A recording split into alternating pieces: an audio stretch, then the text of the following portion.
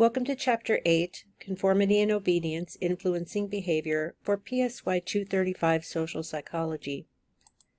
In this video, we'll be covering Learning Objective 8.1, Define Conformity and Explain Why It Occurs. One of the first things to think about when you're studying conformity in social psychology is the context in which it occurs. In American culture, we have a tendency to be very invested in the idea of independence of action, the idea that not conforming is an important aspect of who we are as a culture. At the same time, though, Americans exhibit all kinds of conforming behavior, as the comic that I've posted here on this page shows. That, the way we dress, the way we talk, the way we engage with each other involves a great deal of conformity. This cultural idea of independence was really shaped in part by the way in which the United States of America began as white settlers came to the continent, and how the government was founded, and so on. So there's a great deal of history there, and this cultural valuing of independence of action, and the idea that what you do is consistent with who you are is really important to kind of a sense of Americanness. At the same time, though, we aren't nearly as unconforming as our cultural image would suggest, and mostly that is for good. There are clear adaptive reasons why humans have evolved in the way that they have. To exhibit such high degrees of conformity with each other tends to harmonize our interactions. It tends to reduce conflict and create stronger senses of group cohesion, among other reasons. So sometimes conformity is hilarious. I will admit to being a fairly persistent engager of TikTok. And every time a new kind of trend emerges, it becomes yet another example of how conformity can become viral in our current kind of internet world. So whether it's a dance that becomes a trend, or there's a song that everybody wants to use with their video. A couple of weeks ago, I'm hooked into what's called Book Talk, where it's just people posting stuff about books that they like. And there was a trend going around to read this line, ostensibly from like a romance book, that says, "She smiled at him with her lower teeth." And then people are trying to do that, which it's virtually impossible to smile only with your lower teeth. So they post these funny videos about them showing themselves trying to smile only with their lower teeth.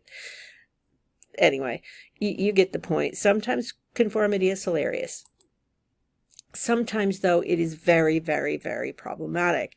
These images come from leaked photographs of U.S. service members at a prison called Abu Ghraib, where they were conforming with each other in ways that were openly abusive to prisoners of war at that time. And that's in violation of military codes of conduct for their specific branch of the military and for the military in general. So sometimes conformity is funny. Sometimes it is a positive influence in everyday life, but sometimes it's really problematic. And that's one of the reasons many of the early social psychologists in the United States and Europe were really invested in the study of conformity. The big question about Nazi Germany was, why were so many willing to participate in the genocide? Why would they conform to those norms? So lots of researchers, people like Stanley Milgram and Solomon Asch, came at these questions from a legitimate space of social interest. They wanted to know, why do things like this happen, and how can we prevent them? So we'll start with looking at, how do social psychologists define the word conformity because that's a term that we use in everyday language pretty often. So we need a working definition that people agree on as researchers. And basically what conformity refers to is changing your behavior due to real or imagined influence from others. Now that real and imagined piece matters. Sometimes we conform because obviously someone else is in our presence and there's some sort of ask there. Whether it's spoken or unspoken, there's a push to actually change your behavior. Sometimes, though, it's just you inside your own head saying, what are these other people going to think of me if I don't dress the way that they dress? Or if I don't do my makeup the way they do their makeup? Or if I don't engage in the activities that they are engaging in? So we can conform even when the social pressure is just our own perceptions. Most of the time, and I want to underscore this, most of the time when we are conforming, it is helpful. It is useful. It kind of greases the wheels of keeping our social interactions functional. We rely a lot on how other people are behaving, and it's not just when we're young, but you can think as, for an example, when little kids are at the big table with a bunch of adults who are having conversations and they're eating a meal and they're, just engaging with each other. Little kids are going to watch how those people behave and often will mimic what they see. That's a form of early conformity where you are trying to take guidance from the behavior of others around you who seem to know what's going on, and you may conform either to their explicit requests or just to what you're seeing them doing. We have loads of examples. I'm sure you could come up with 100 examples of times when you have faced social pressure and conformed in order to reduce that pressure, or times when you have pressured others to conform to what you want. Conformity is incredibly commonplace, and we experience it pretty much every day. When we are exposed to really strong social pressures, we will often conform to the group, even if it means that we're doing something wrong. So, I think back to my high school days when pranking your friends was pretty normative, and one of our favorite activities in the 80s was to buy huge quantities of toilet paper and toilet paper classmates' houses when they were getting ready to graduate. So, technically we were trespassing. We were creating a mess that other people had to clean up, but we all thought it was hilarious. And being compelled to do that to stay, in the good graces of your group means that, you might be committing misdemeanors or the occasional felony. Sometimes conformity happens even though you're largely because you don't know what's going on and the situation is confusing. So you look to other people for guidance on what to do when you are confused. So you're looking to them for suggestions. So you may conform to what they're doing. Like, imagine if you're in a crowded outdoor space and suddenly you see part of the large crowd start to run. And you don't know why they're running. You don't have a clue why they're running. But more and more and more people start running. Eventually you're going to feel like you need to run too, or else, you don't know what's going to happen, but you think something bad might happen. So sometimes we conform because we just don't know what to do. Other times we conform because we don't want to get kicked out of the group that we're in. So when that happens, if we like the group members, we don't want to be rejected by them, if it's a group that's important to us and we don't want to be left out, we may conform to what they ask us to do so that we can stay involved. Now, what I've just described there is two basic types of social influence. The first type is referred to as normative social influence. And I'll be using these terms a lot. So, invest some time in kind of jotting down notes about normative social influence and informational. Normative is the type of influence that involves our desire to go along with others in order to get social approval, to be allowed to belong to the group.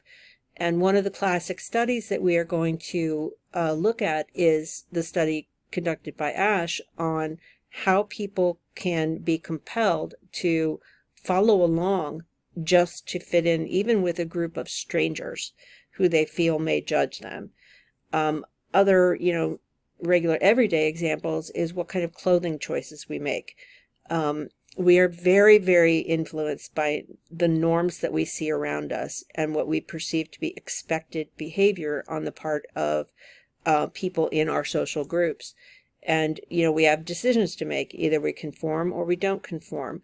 And, remembering my middle school days, it was all about Jordache jeans. I know that's a way back. You'd have to climb into the Wayback Machine and go back to the 1980s to experience that particular nightmare. But that was the thing. And I remember being so horrified because my parents would only get us Wranglers. And Wranglers were completely the opposite, the absolute 100% opposite of cool.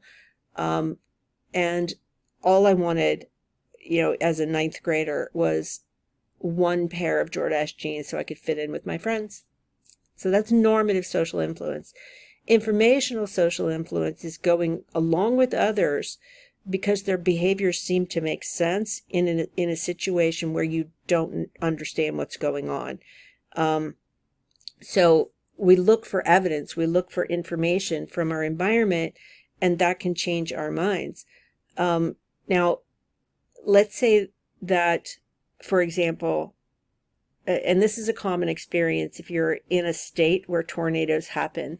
I went to graduate school in Nebraska, and it's a big flat place, and tornadoes are just a really common summertime thing that can be kind of scary. So every summer in Nebraska, the tornado sirens would go off. I wouldn't say it was a regular occurrence, but it was fairly common. And at the time, I lived on the 5th floor of an apartment building that had no elevator. So every time the siren would go off, I had to decide, is it a real emergency? Now, this was before cell phones, before you had easy access to weather warnings. So what would I do? I would get up, poke my head out of my apartment door, and see if any of my neighbors were heading for the basement of the building. And if I didn't see anyone, I simply inferred that it wasn't a real emergency and went back in my room. If, however, I saw at least one other person saying, "I'm going to the basement, it looks awful out there," and then I would go. I would get my stuff and I would go to the basement with them, and we would hang out in the laundry room until the siren stopped going off. That's classic informational social influence.